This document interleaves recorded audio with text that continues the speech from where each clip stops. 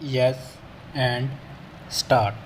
The position that emerges from the above discussion can be summarized thus: the power of the High Court in quashing a criminal proceeding or FIR or complaint in exercise of its inherent jurisdiction is distinct and different from the power given to a criminal court for compounding the offences under section 320 of the code. Stop.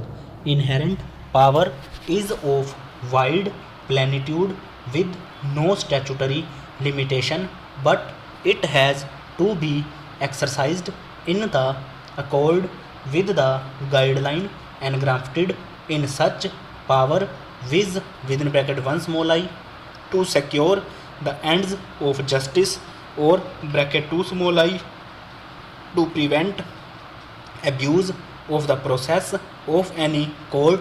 Stop. In what cases power to quash the criminal proceeding or complaint or FIR may be exercised? Where the offender and victim have settled their dispute would depend on the facts and circumstances of each case, and no category can be prescribed. Stop. However, before exercise of such power, the High Court must have due regard to the nature and gravity of the crime. Stop. Heinous and serious offences of mental depravity or offences like murder, rape, dacoity, etc. cannot be fittingly quashed even though the victim or victim's family and the offender have settled the dispute. Stop.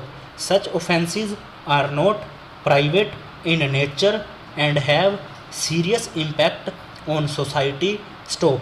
Similarly, any compromise between the victim and offender in relation to the offences under special statutes like Prevention of Corruption Act or the offences committed by public servants while working in that capacity, etc., cannot provide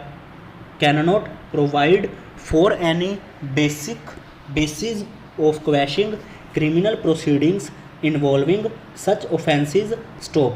But the criminal cases having overwhelmingly and predominantly civil flavor stand on different footing for the purposes of quashing, particularly the offences arising from commercial, financial, mercantile, civil partnership, or such like transactions, or the offences arising out of matrimony relating to dowry, etc., or the family disputes where the wrong is basically private or personal in nature and the parties have resolved their entire dispute.